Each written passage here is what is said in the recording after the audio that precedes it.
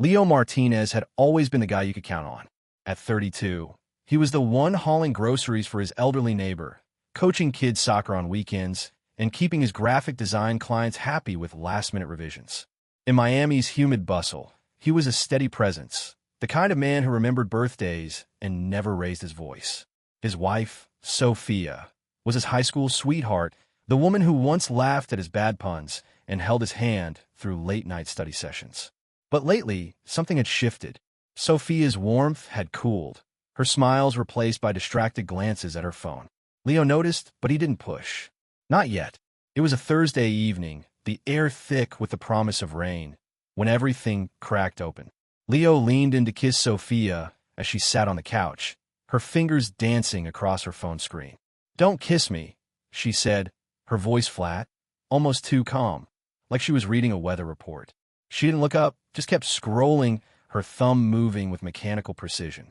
Leo froze, his lips inches from her cheek, his heart stuttering. It wasn't the words, it was the indifference. Like he wasn't even in the room. He stepped back, his pulse loud in his ears, and muttered, "Okay." Sophia didn't react. She didn't need to. The moment hung heavy, a silent confession that something was wrong. Leo retreated to the kitchen, his hands unsteady as he poured a glass of water he didn't drink. He stood there, staring at the sink, replaying her words. They weren't angry or defensive, just empty. That emptiness scared him more than any argument could. Later that night, Sophia left her phone on the counter while she showered. Leo wasn't the type to snoop, but the screen lit up with a notification and he couldn't unsee it. A photo preview, timestamp 2:17 a.m., showed the neon sign of the Palms Hotel, a place whispered about in Miami for its discreet rooms and drawn curtains. His stomach twisted. Sophia hadn't been out at 2 a.m. in years. Or so he thought. He didn't touch the phone. Instead, he started paying attention. The next morning, he noticed a towel in the bathroom, folded tightly in a way he never folded them. It carried a sharp scent, cologne, musky and unfamiliar. Leo's cologne was cedar and citrus. This was heavier, like it belonged to someone who wanted to be noticed. He didn't ask Sophia about it. He didn't need to. The towel was a clue, a thread he could pull. Over the next few days, Leo became a quiet observer in his own life. Sophia's habits had changed. She was home less, claiming late meetings at her marketing job. Her phone, once left carelessly on the table, was now password protected, the code changing every few weeks. She laughed differently, too, a sharp, nervous sound behind closed doors.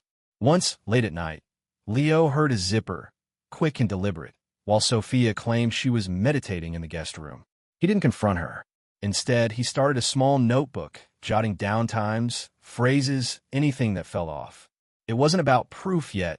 It was about understanding. Then came Sunday. Sophia breezed into the kitchen, phone in hand, and announced she was meeting Clara for brunch. Leo's jaw tightened. Clara, her old college friend, had moved to Seattle 9 months ago. He remembered because they'd sent her a housewarming gift, a ceramic vase she never acknowledged. "Sounds fun," Leo said, his voice steady, betraying nothing. Sophia nodded, grabbed her keys, and left, humming a tune he didn't recognize. He waited 5 minutes, then followed. It wasn't impulsive. He planned at the moment she mentioned Clara. He kept his distance, driving his old Honda through Miami's crowded streets. Sophia's car headed toward exit 21, the one that led to the Palms Hotel. Leo's grip tightened on the wheel. The Palms wasn't a brunch spot. It was where secrets lived, where politicians met mistresses and suburban lies hid behind locked doors.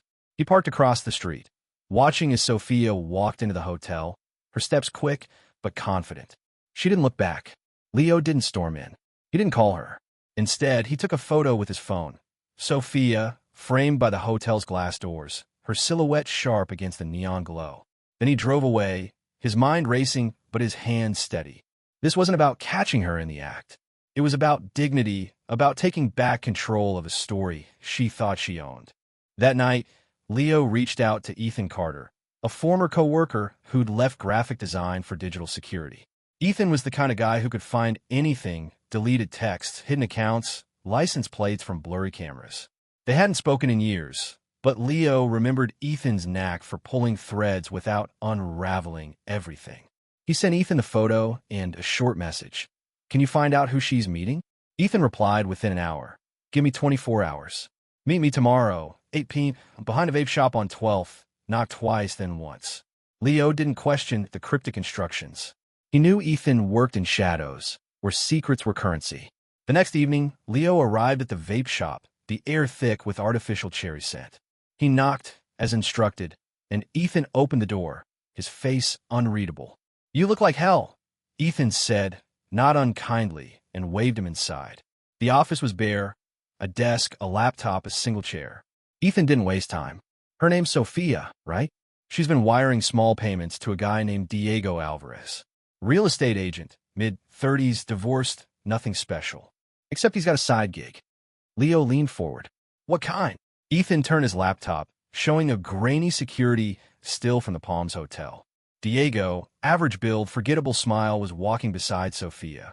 He's tied to a woman named Ava Torres, Ethan said. Corporate consultant, runs a private firm. They're not just having affairs. They target people like you, stable, trusting spouses. It's a game. They plant cameras, record reactions, study how trust breaks. Your house has at least one device. Leo's blood ran cold. Cameras? Ethan nodded.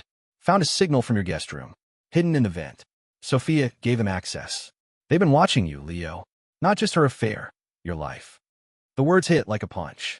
Leo's home, his private moments, his quiet evenings alone, they weren't his anymore. He thought of the towel, the cologne, the zipped-up secrets. Sophia wasn't just cheating. She was part of something darker, something that turned his trust into data. He didn't yell or curse. He just nodded, his jaw tight. What's next? Ethan leaned back. You want to know who Diego is? I can get more. But you need to decide how far you're willing to go. This isn't just about her anymore. Leo stared at the photo on Ethan's screen. Sophia and Diego, caught mid-step, unaware they were being watched. For the first time, Leo felt something shift inside him. Not anger, not yet. It was colder, sharper. He wasn't the pawn Sophia thought he was. He was the one about to flip the board. The vape shop's backroom smelled of burnt sugar and stale ambition. Leo sat across from Ethan, the laptop screen casting a pale glow between them. The security still from the Palms Hotel lingered. His wife, caught mid-step with Diego Alvarez, a man whose unremarkable face hid a predator's intent. Ethan's words still echoed. Cameras in the guest room. A scheme bigger than an affair. A game where trust was dissected like a lab specimen. Leo's hand stayed steady, but his mind churned. He wasn't just betrayed, he was a target.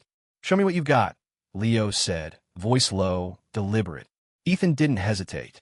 He pulled up a digital trail, bank records showing small, regular payment from Sophia to Diego. $200 here, $150 there, labeled event coordination.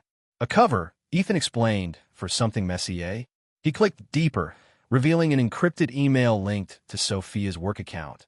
One Leo didn't know existed.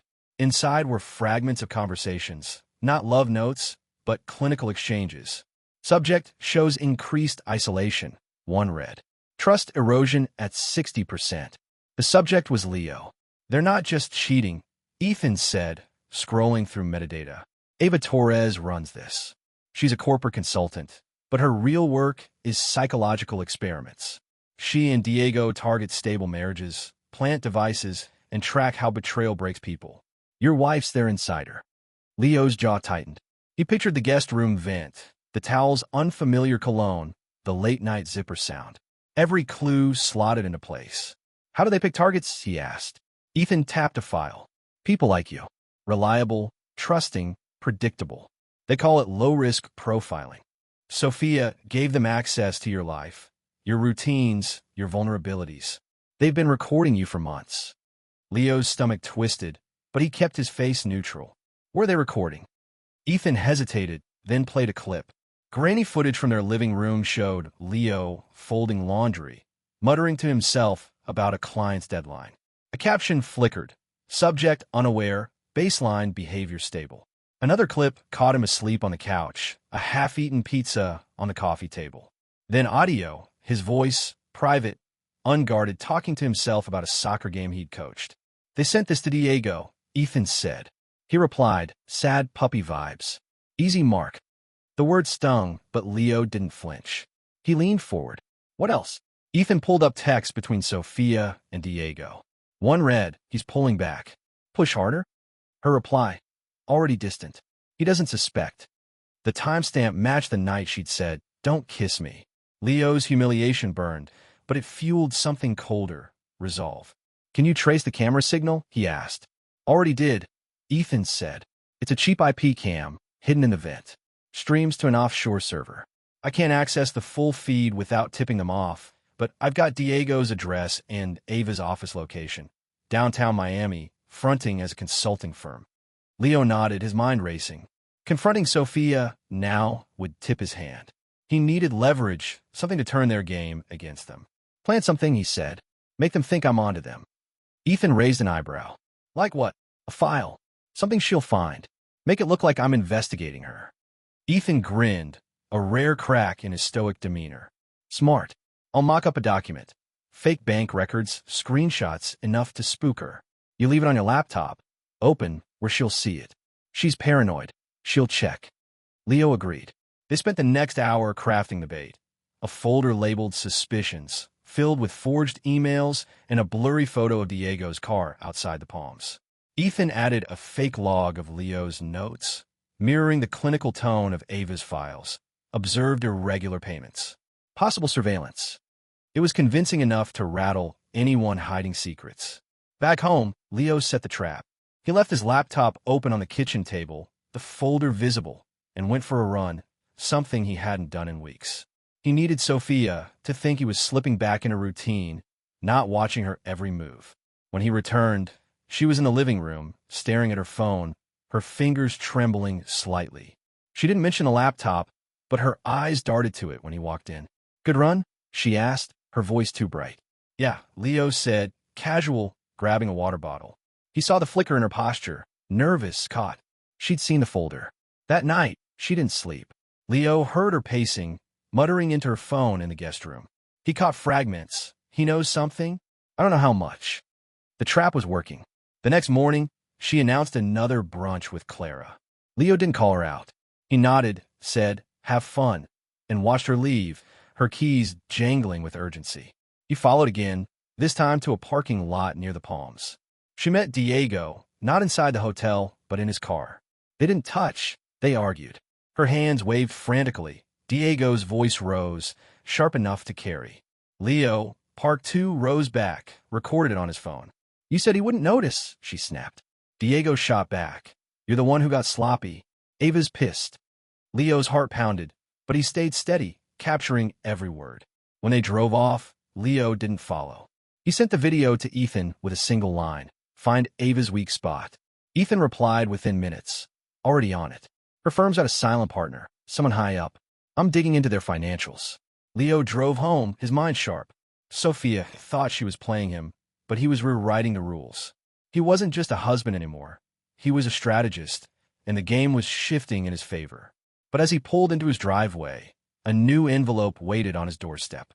No stamp, just his name in sharp black ink. Inside was a single USB drive and a note. "You're not the only one watching." His pulse spiked. Someone else was in the game. The envelope on the doorstep felt like a warning shot.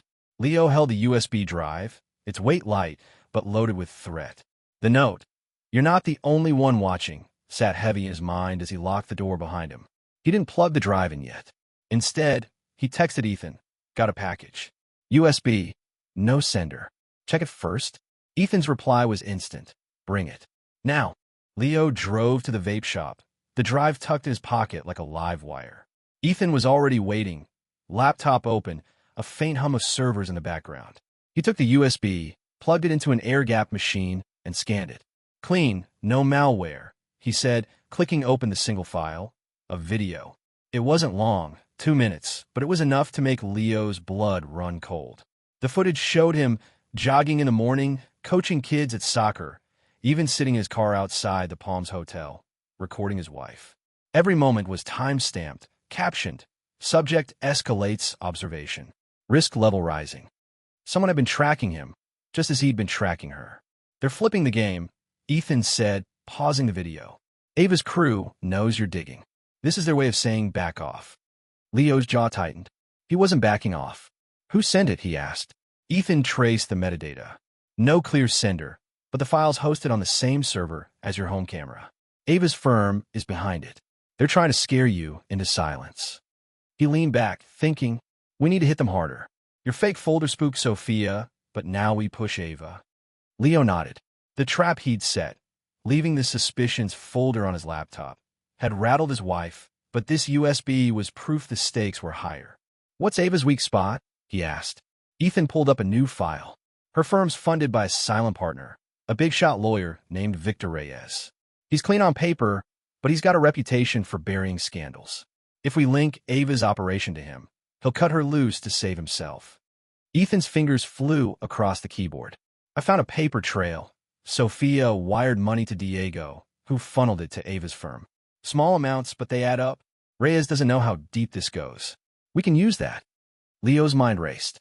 Exposing Ava meant exposing Sophia, but he wasn't after revenge. He wanted control. Send Reyes an anonymous tip, he said. Just enough to make him nervous. Nothing traceable. Ethan crafted a message. A single page with screenshots of Diego's payments. A still from the Palms Hotel security feed, and a vague reference to unlawful surveillance tied to Ava's firm. They mailed it to Reyes' office. No return address. This'll shake things up, Ethan said. But be ready. Ava won't sit quiet. Back home, Leo kept up the act. Sophia was jumpy, her phone glued to her hand, checking it every few minutes. She didn't mention the laptop folder, but her silence screamed guilt. That night, she tried to bridge the gap, offering to cook dinner, something she hadn't done in months. Leo played along, eating her pasta while watching her hands shake as she poured wine. Everything okay? He asked, letting the question hang. Fine, she said, too quickly, her eyes darting to the guest room door. Leo knew why. The camera in the vent. She was checking if he'd found it. He hadn't touched it. Not yet. The next morning, Sophia left early, claiming a work meeting. Leo followed, keeping his distance. She didn't go to her office. Instead, she pulled into a parking lot near downtown, meeting Diego in a black SUV. Their argument was heated, louder than before. Leo parked a block away, recording again. You said he wouldn't find anything. Sophia hissed, her voice carrying through the cracked window. Diego snapped back. You left the folder out. Ava's freaking out. Reyes got a package today. Leo's pulse quickened. The tip had landed. He sent a new video to Ethan, who texted back. Reyes is moving. Just saw his car at Ava's office. Keep low. Leo drove home, his mind sharp but steady. The game was tilting, but the USB's warning lingered. Someone else was watching, and he didn't know who. That evening, Sophia came home late, her keys rattling as she fumbled with the lock. Leo was in the kitchen, casually scrolling his phone. She froze when she saw him, then forced a smile. Long day, she said, setting her bag down. Leo noticed a new tension in her movements, like she was waiting for him to strike. He didn't. Instead, he asked, how's Ava? Heard she's got some big clients. Her face paled. She's fine, she muttered, grabbing a glass of water and retreating to the guest room. Leo waited, then checked his laptop. The suspicions folder had been open again, new files added, screenshots of his text to Ethan, blurred but readable. Sophia was covering her tracks, or trying to. She didn't know he'd already backed everything up. Ethan called at midnight. Reyes is pulling out, he said. I hacked into Ava's server. Her emails are panicked. She's telling Diego to shut everything down. But there's something else. That USB? It wasn't from Ava. There's a third player, someone higher up. I'm digging, but it's deep. Leo's stomach dropped. A third player? He thought of the USB's footage, the captions labeling him a subject. This wasn't just Ava's game. Someone else was pulling strings. Find them, he told Ethan. I'm done being a pawn. The next day, Leo upped the pressure. He left a new file on his laptop, this one labeled Palms Evidence, with a single photo, Sophia and Diego arguing in the parking lot. He made sure Sophia saw it before he left for a client meeting. When he returned, she was gone, her phone left behind, a rare mistake. He checked it. A text from Diego read, Ava's out. Meet me tonight. We fixed this. The location, the Palms Hotel, 9 p.m. Leo didn't hesitate. He grabbed his keys and called Ethan. They're meeting tonight. I'm going. You in? Ethan agreed, promising to bring gear to record everything. As Leo drove to the Palms, Another envelope arrived at his neighbor's doorstep by mistake, addressed to him. Inside was a single photo, Leo, sitting in his car, watching Sophia and Diego. The note read, "Stop now, or you're next." Leo's hand shook, but he didn't stop. The trap was set, and he was ready to spring it. The photo in the new envelope burned in Leo's mind. Him in his car, watching his wife and Diego, captioned with a threat, "Stop now, or you're next." Someone was circling closer, someone beyond Ava's operation. He gripped the steering wheel, driving toward the Palms Hotel where Sophia and Diego planned to meet at 9 p.m. Ethan was already en route, bringing equipment to record whatever went down. Leo's pulse thrummed, not with fear, but with clarity. The game was unraveling, and he was no longer just playing defense. He parked a block from the hotel, the neon sign flickering against the Miami dusk. Ethan pulled up minutes later in a beat-up van, handing over a tiny audio recorder. "Stick this in your pocket," he said. "It's at a 50-foot range. I'll monitor from here, hack their phones if they're dumb enough to connect to public Wi-Fi." Leo nodded, slipping the device into his jeans. The plan was simple. Get close, record their conversation, and catch them admitting to Ava's scheme. But the third player, the one behind the envelopes, kept Leo's nerves sharp. Inside the Palms, the lobby buzzed with low voices and clinking glasses. Leo spotted Sophia and Diego in a corner booth, their heads close, arguing in hushed tones. He took a seat at the bar, out of their line of sight, but near enough for the recorder to pick up their words. Sophia's voice came through his earpiece, tense and clipped. "Reyes knows too much. That package you sent him was a mistake." Diego hissed back. "You left his laptop open. Now Ava's cutting us off. We're exposed." Leo's breath caught. The tip to Reyes had worked. Victor, Ava's silent partner, was pulling out, leaving them scrambling. But Sophia's next words froze him. "Someone else is watching us. That USB at the house. It wasn't Ava." Diego cursed under his breath. "Then who? Her boss? Another client?" Sophia didn't answer, but her silence spoke volumes. They were scared, and not just of Leo. Ethan texted, "Got their audio. Keep him talking." Leo ordered a soda, playing the part of a casual patron, but his mind raced. The third player was real, and they were tightening the noose. He needed more. He sent a prearranged text to Ethan, who pinged Sophia's phone with a fake alert. "Reyes meeting Ava now. Urgent." It was a bluff to push them into a corner. Sophia's phone buzzed. She checked it, and her voice spiked. "Reyes is with her? Now. We're done if he talks." Diego slammed his hand on the table. "Then we burn all. Delete the server, ditch the cameras, cut contact."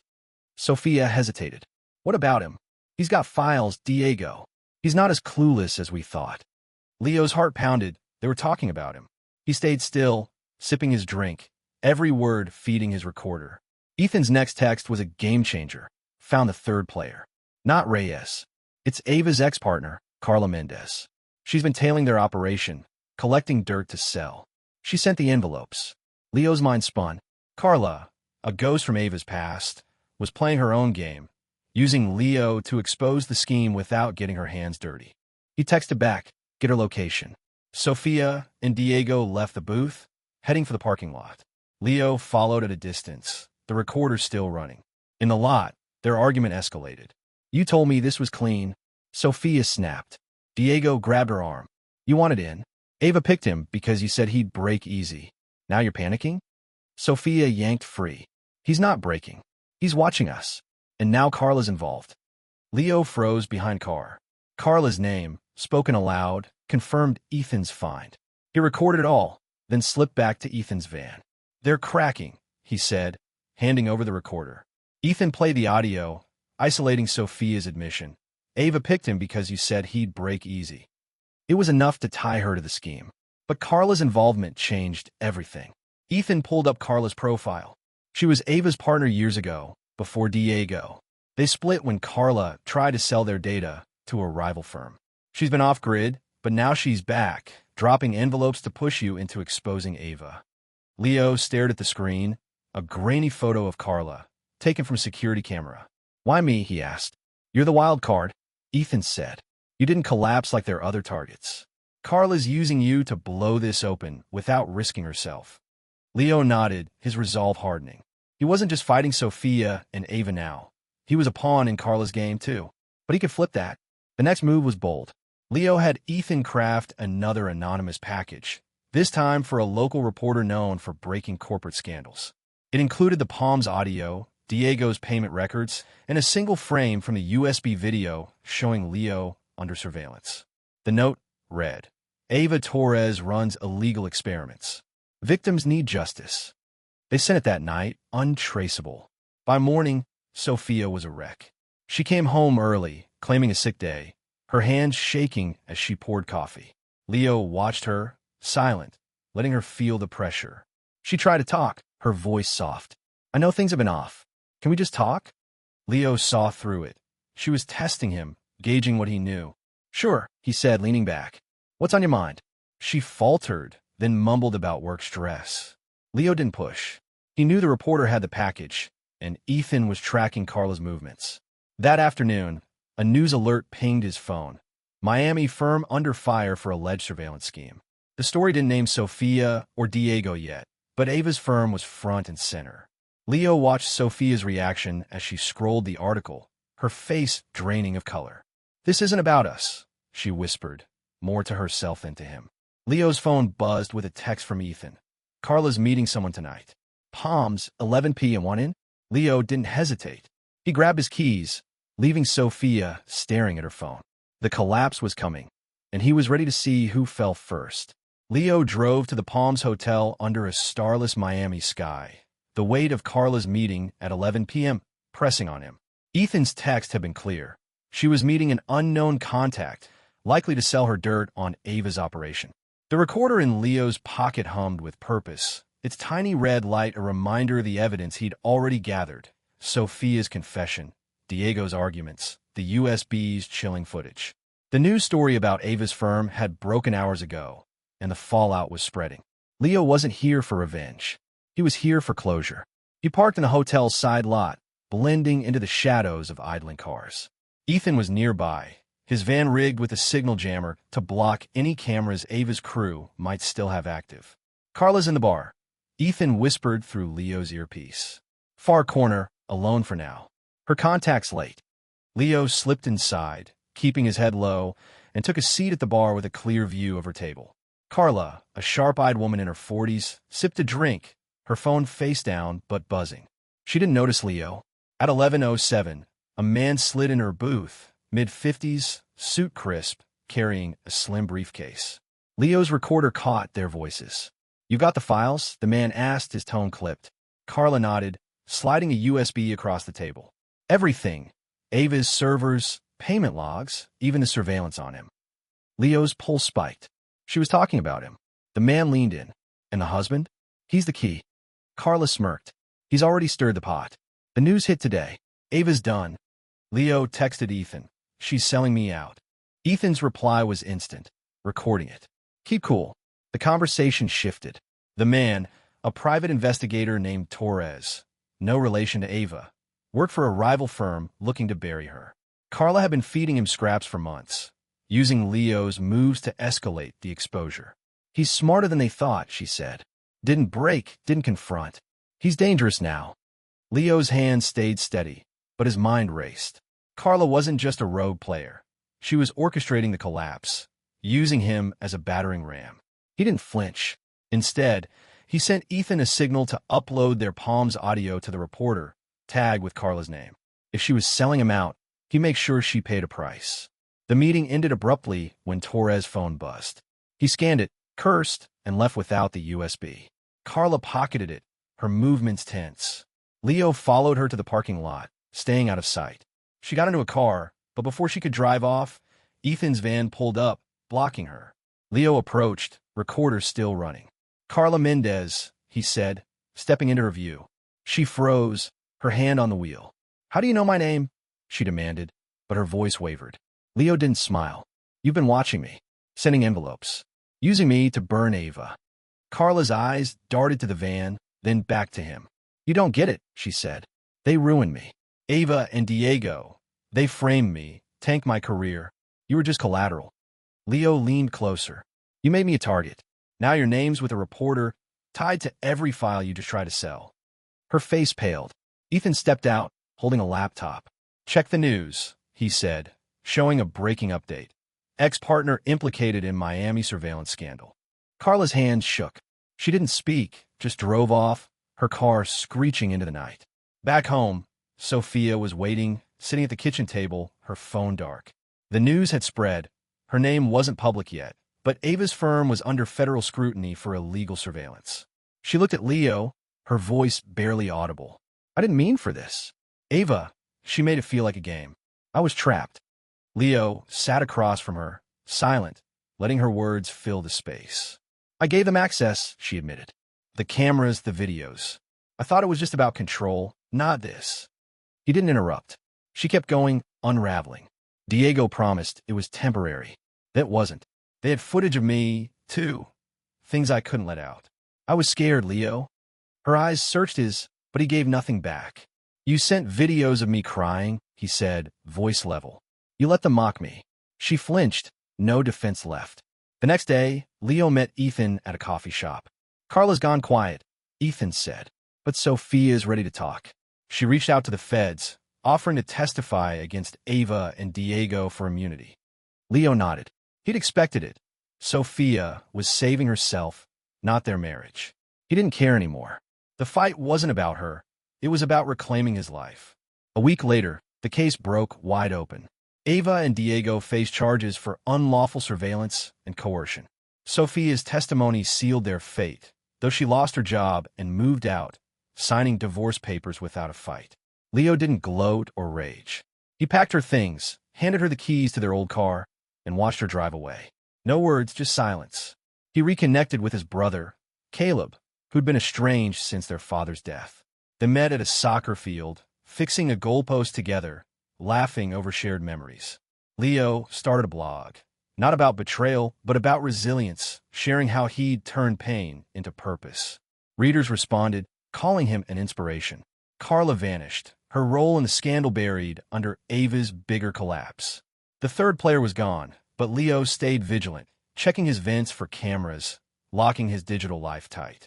He didn't need vengeance. He'd won something better, clarity. The game had tried to break him, but he'd rewritten the ending. Standing on the field, coaching kids under the Miami sun, he felt free. Not because Sophia was gone or Ava was ruined, but because he'd chosen himself.